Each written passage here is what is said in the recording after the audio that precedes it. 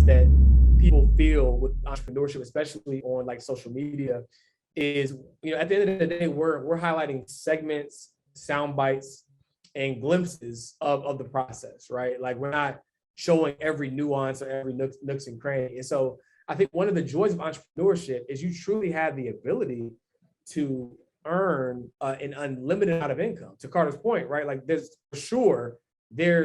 athletes that we earn more money than 100% sure without having to risk our bodies, right? And a lot of other variables. And so that's a fact. However, there are a lot of other factors that you have to consider in this journey, and none of them are bad. It's just understanding what you're getting into so that you can approach it from a vantage of understanding exactly what it looks like, right?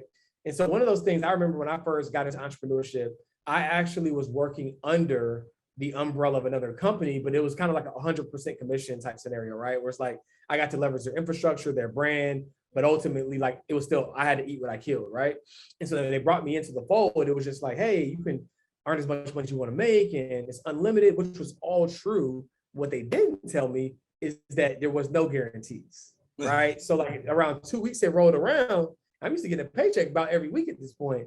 You know what I'm saying? Before I transitioned, but like the second week rolled around, I was like, yo, like, where's the money?